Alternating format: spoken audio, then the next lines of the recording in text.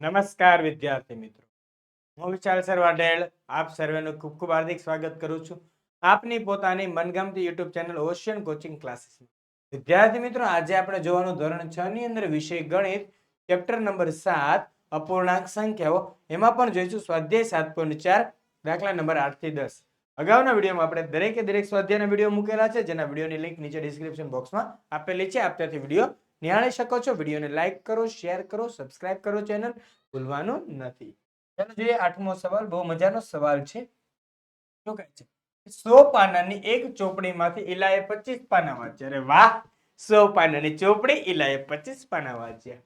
લલિતાએ એ જ ચોપડીના 2/5 જેટલા પાના વાંચ્યા. તો કોણે ઓછું વાંચ્યું? અહીંયા ઈલામાં હે ને એવું કીધું છે આપણને કે ઈલાના તમે 25/100 રીતે અપૂર્ણાંક ભાગ શોધો, જાતે અપૂર્ણાંક શોધો. જ્યારે લલિતાનો અપૂર્ણાંક કઈ રીતે આપી દીધો? અતિ સંક્ષિપ્ત સ્વરૂપમાં આપી દીધો છે. ઈલાએ કરેલ વાંચન પુસ્તકનો ભાગ એ પેલા લખવું તો લખાય કે કુલ પેજ, કુલ પાના બરાબર 100. વાંચેલા પાના તો વાંચન કરેલા પાનાની સંખ્યા બરાબર કેટલી છે? 25. ઓકે, ઈલાએ વાંચ્યો તે અપૂર્ણાંક ભાગ, ઈલાએ વાંચન કરેલ અપૂર્ણાંક ભાગ.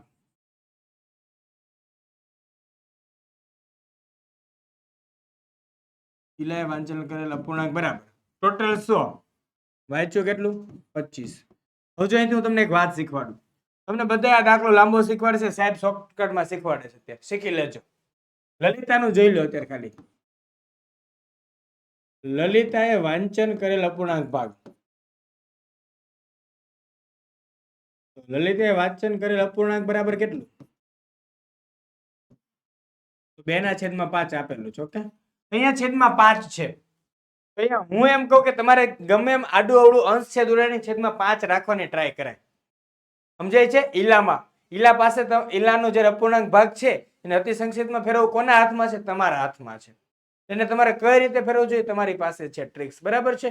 ચલો, ગમે એમ તેમ મારી તોડીને છેદમાં 5 વધે એવી ટ્રાય કરવાની છે આપણે. ન વધે તો કઈ વાંધો નહીં પછી. બરાબર, બહુ ટેન્શન લેવાનું નહીં. જોઈએ ચાલો આગળ. વધ્યા છે કે નહીં એ ટ્રાય કરવાની કે 25 ચોક 100. એવું નથી હાલતું. એની સિવાય બીજું શું લખાય? 20 × 5 100. એ ઉડશે નહીં. તો આપણી પાસે તો ઓપ્શન કયો રહ્યો? 25 ચોક 100 એટલે 25 25 ઉડી ગયા. વિધા કેટલા? આપણે છેદમાં 5 લાવવાની ટ્રાય કરી પણ આપણેથી 5 આવ્યા નહીં. નહીં તો છેદમાં 20 આવી જાય છે. ચાલો, એ કેટલો થઈ ગયો? 1/4. ખબર? 1/4 ભાગ, ઓલો 2/5 ભાગ. હવે આની શું કરવાની? સરખામણી. એ 5 અને 4 નો શું લઈ લેશું આપણે? લસા લઈ લેશું. ચાલો, તો હવે 1/4 અને 2/5 ની સરખામણી કરતા. ઓકે, તો છેદનો લસા કેટલો આવે? લસા 4 5 નો 20.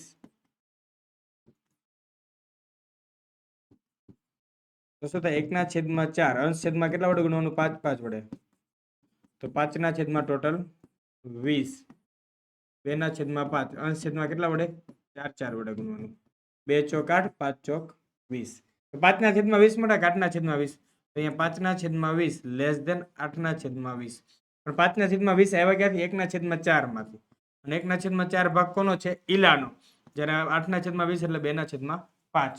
આ પરથી ચોખ્ખો જ આપણને હિસાબ દેખાય છે. અહીંયા કોણે ઓછું વાંચ્યું? તો ઈલાએ ઓછું વાંચેલું છે. કોણે ઓછું વાંચ્યું છે? અહીં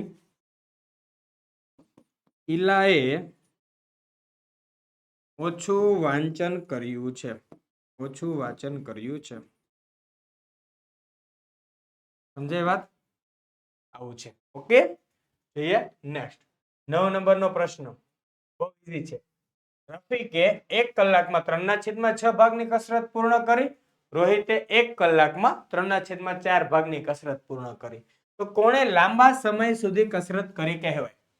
જોજો, બંનેનો સમયગાળો સરખો છે.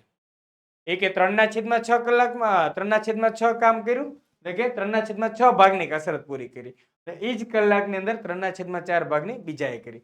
એટલે કે રફીક 1 કલાકમાં, રોહિત 1 કલાકમાં. ટાઈમ બેનો સરખો, તો હવે કેટલા ભાગ પૂરું કર્યું?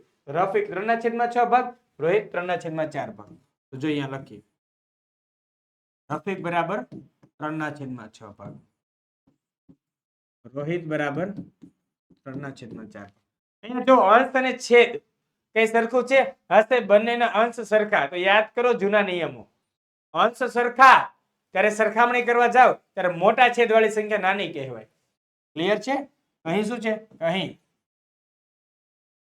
3/6 લેસ ધેન 3/4. ખબર પડી કેમ? અંશ સરખા છે, છેદ મોટો, તે સંખ્યા નાની. લખાય કે અહીં આમ આપણે આ જવાબ પરથી સ્પષ્ટ થાય છે કે કોણે લાંબા સમય સુધી કસરત કરી કહેવાય? તો રોહિતે. આમ રોહિતે લાંબા સમય સુધી કસરત કરી કહેવાય. ક્લિયર? જોઈએ નેક્સ્ટ 10મો દાખલો. શું છે? એ વર્ગમાં 25 વિદ્યાર્થીઓ છે, તેમાંના 20 વિદ્યાર્થીઓ પ્રથમ ક્લાસ સાથે પાસ થયા. આપણે લખીએ કે વર્ગ એ કુલ વિદ્યાર્થી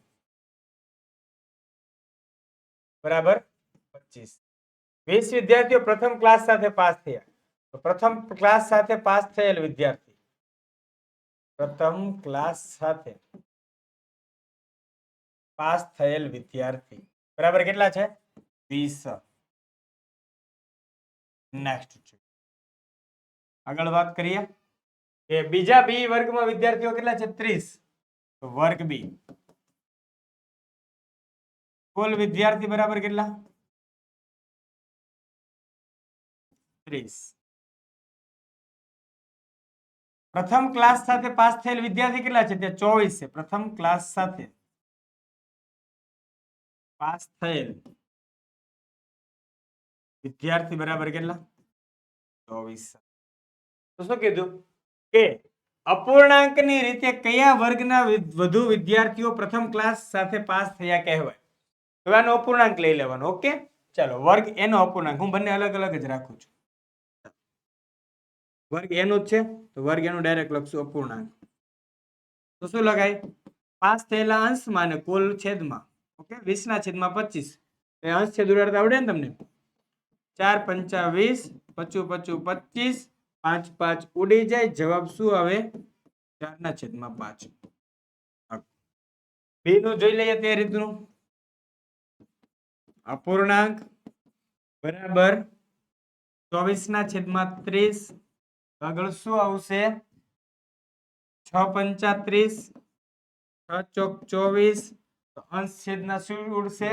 છગડા ઉડી જાય તો વધે શું? 4/5. અલા એ અહીંયા બંને અપૂર્ણાંકના અંશ છેદ સરખા એટલે કે અહીંયા બંને અપૂર્ણાંક સરખા આવે છે અતિ સંક્ષિપ્ત સ્વરૂપમાં ફેરવતા. અહીં તો બંને અપૂર્ણાંક સમઅપૂર્ણાંક છે. અહીં બંને અપૂર્ણાંકના અતિ સંક્ષિપ્ત સ્વરૂપ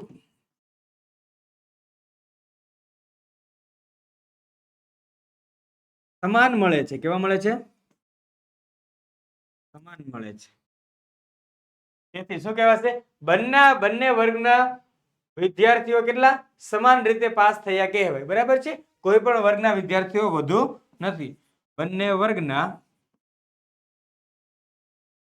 વિદ્યાર્થીઓ સમાન રીતે પ્રથમ ક્લાસથી પાસ થયા છે.